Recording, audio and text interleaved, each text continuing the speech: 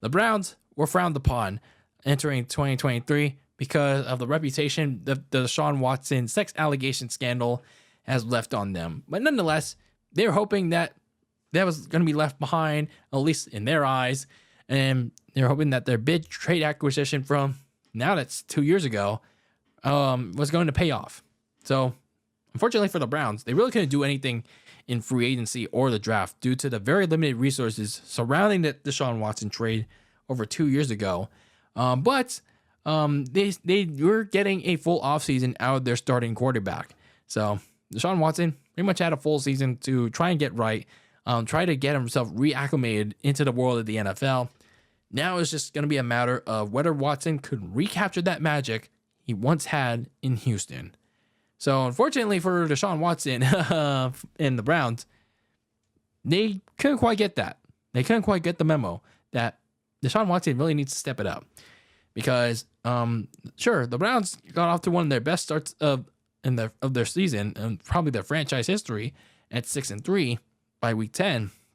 But this was mostly in spite of how inconsistent Deshaun Watson was. Because when you watch Deshaun Watson play, he was either openly missing receivers or unwilling to take the same risk that he did years ago. Sure, you'll have a deep pass like here and there if you're Deshaun Watson, but it's like he didn't want to do the work. He didn't want to scramble out of the pocket like he sometimes he did so much in Houston, or he would run sometimes out of the pocket and convert a first down, but it's just like it felt like he wanted to be a pocket quarterback for the most part.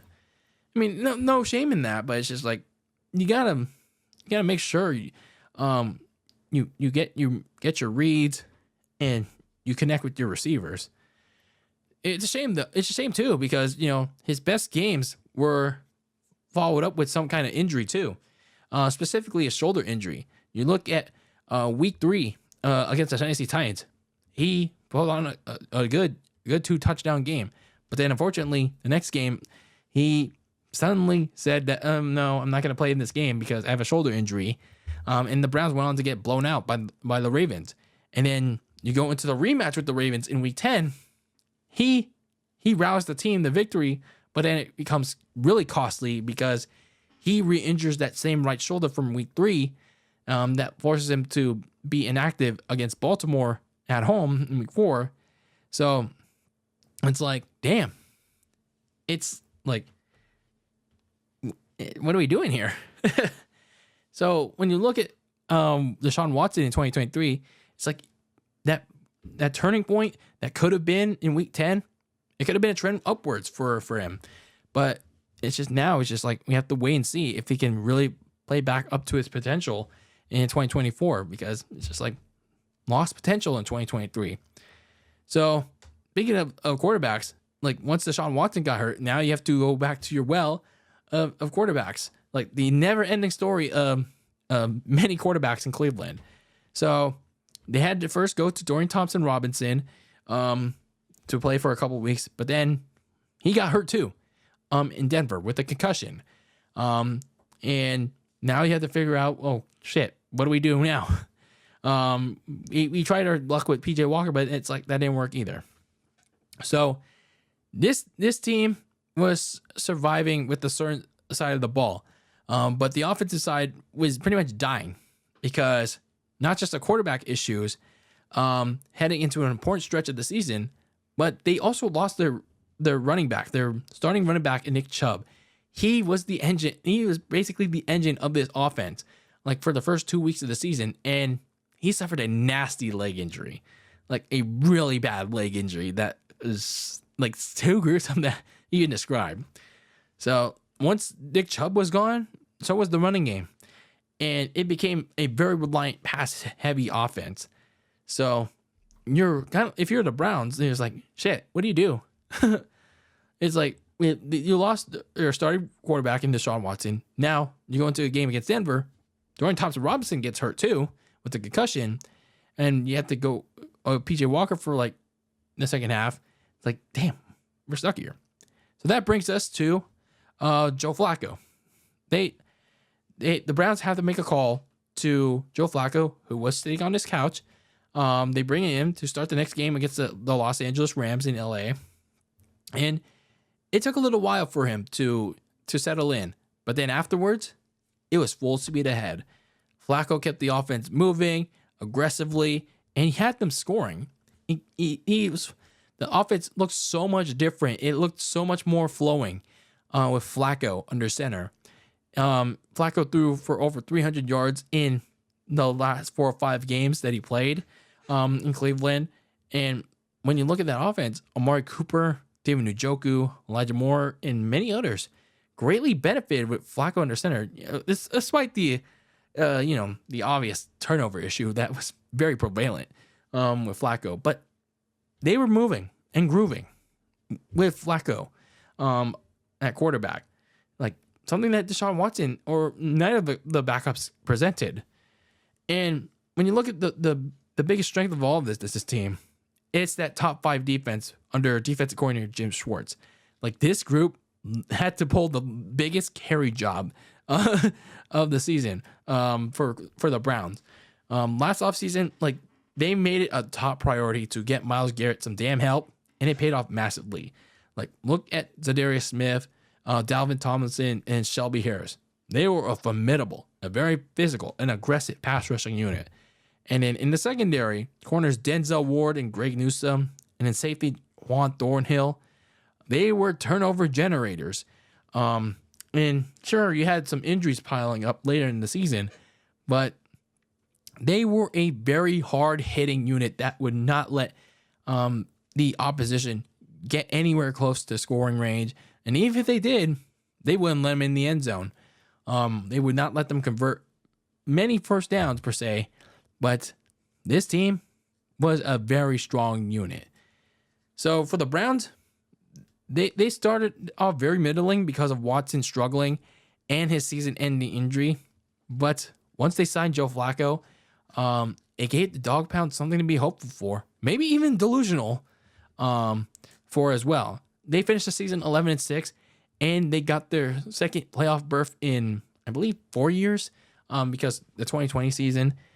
But yeah, it was a little crazy. It was definitely crazy to think that Cleveland with Joe Flacco could pull off an upset over the likes of Houston, Baltimore, hell, even Kansas City because of their defense and Flacco's play, improving the offense. So you go into that first round game against the Houston Texans in a rematch of, I think, week 13, I believe it was. And, well, it started out a little promising. They were in a shootout. Unfortunately, all good things came to an end when the Browns reverted back to the skid marks. The magic just ran out for them. And, well, Flacco threw 2 straight pick sixes in the third quarter. And the defense that was well beat up with injuries by that point, they just met their match. So the Browns ended their season on a little bit of a down note. But it did show that if they can get kind of a similar production out of Deshaun Watson, if they can just light a fire in his ass, the Browns maybe can make a deeper run in 2024. So looking at their offseason so far, they started out with around $2 million. Yes, just $2 million in cap space. So not a whole lot of money to spend, like, at all. They're not going to be picking in the first round in the NFL draft because, well, part of that deal with the Texans back when they made that deal for Watson, that pick later got traded to the Minnesota Vikings. So their first actual pick is going to be 54th in the second round. And the Browns do not have that many picks in this draft. They only have like 5, I believe. So looking at some of the key free agents, you have Joe Flacco, their key piece in their late season run. Unfortunately, he's not going to be around because he went to the Indianapolis Colts to back up Anthony Richardson. You look at some of the other free agents like Nick Harris, who went to the Seahawks, defensive tackle Jordan Elliott, who went to the Niners, and linebacker Anthony Walker, another key piece of that backfield of the defense. Unfortunately, he's not going to be around. He's going to be going to the Miami Dolphins. And kind of sucks too because, he played well. Unfortunately, he got injured. So looking at some of the moves that they already made, many of it was in-house because, well, they can barely sign anybody. So they did fire offensive coordinator Alex Van Pelt for some reason. and they've hired Ken Dorsey for the role. Like, why?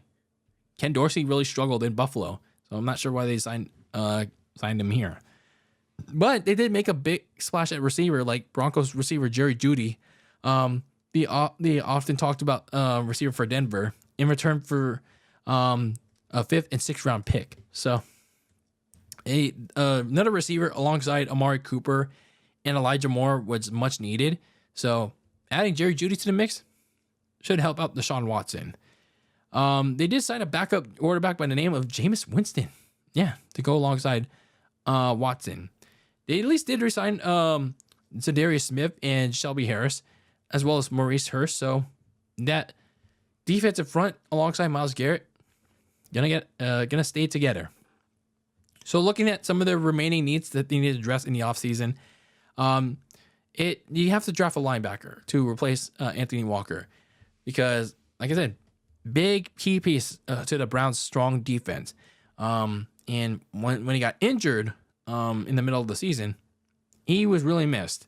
Now that he signed on with Miami, the Browns got to use one of their few draft picks to find his replacement. And same with the defensive side, you got to add to that cornerback room, because the Browns secondary, it was a very good unit late last year, all of last year actually. But if it's missing one of its key players like Denzel Ward, it could fall apart very quick. So they should use another one of their 5 draft picks on replenishing the depth at that position. So for the Browns, it was an unexpected 2023. We usually call them the skid marks here, but this past season, they didn't really earn that distinction because of how they played on both ends of the ball, and at least giving something to be hopeful for next year. That's unless they do something really stupid. But now it's on Kevin Stefanski, the head coach, and his coaching staff to light a fire under Deshaun Watson's ass and do something similar going into 2024. Will they do that, though? We'll see.